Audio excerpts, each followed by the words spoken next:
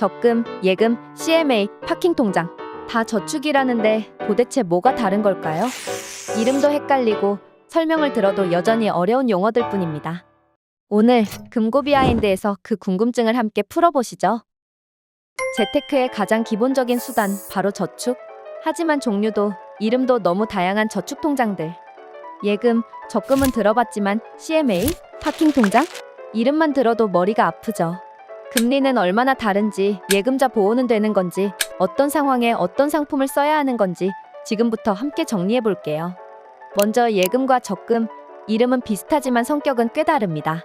예금은 보통 예금, 정기예금으로 나뉘는데 월급, 생활비 등 일상적 입출금에 쓰는 통장을 보통예금이라 하고 저축용으로 쓰는 예금을 정기예금이라 합니다. 정기예금은 일정 금액을 한 번에 예치하고 만기일에 원금과 이자를 한꺼번에 수령하는 방식이라 갑작스레 생긴 목돈이나 당분간 쓰지 않을 여윳돈을 예치하는 데 적합하죠. 그렇다면 매달 꾸준히 일정한 금액을 납입하는 가장 기본적인 형태의 저축은 어떤 상품에서 하는 것이 맞을까요? 바로 이런 방식을 가진 상품을 정기적금이라 하며 돈을 모으는 습관을 기르거나 6개월, 1년 뒤 목표 자금을 만들고 싶을 때 유용하죠. 여기서 주의할 점은 동일한 금액을 맡겼다고 해도 적금은 분할 입금 방식이기 때문에 실제 수령하는 이자가 예금보다 적을 수 있다는 겁니다. 왜냐하면 예금은 처음부터 전액이 이자를 발생시키지만 적금은 한 달에 한 번씩 쌓이기 때문에 전체 금액이 동일하더라도 이자 계산 기준이 다르기 때문이죠. CMA는 증권사에서 운영하는 통장으로 자동으로 단기 금융상품에 투자되기 때문에 하루만 맡겨도 이자가 발생합니다. 입출금이 자유롭고 유동성이 높지만 투자성 상품이기 때문에 예금자 보호는 되지 않습니다. 파킹 통장은 말 그대로 자금을 잠시 주차해두는 통장입니다. 하루만 맡겨도 이자가 붙고 일정 금액까진 고금리가 제공되는 경우도 많습니다.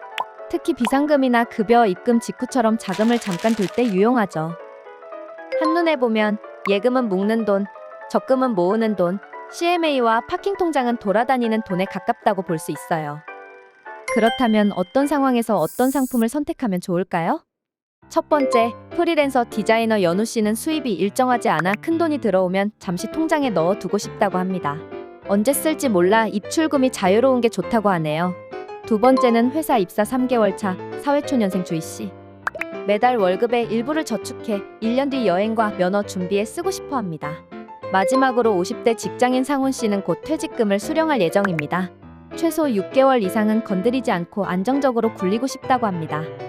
첫 번째 연우 씨에겐 입출금이 자유롭고 하루만 맡겨도 이자가 발생하는 파킹 통장이나 CMA가 적합합니다.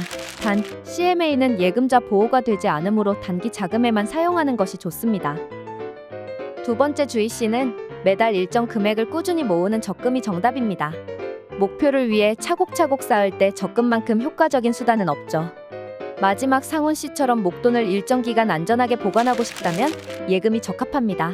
중간에 인출할 일이 없다면 안정적이고 확실한 이자를 받을 수 있습니다. 여기서 꼭 기억하셔야 할 점. 앞에서도 이야기했지만 CMA는 예금자 보호를 받을 수 없는 상품입니다.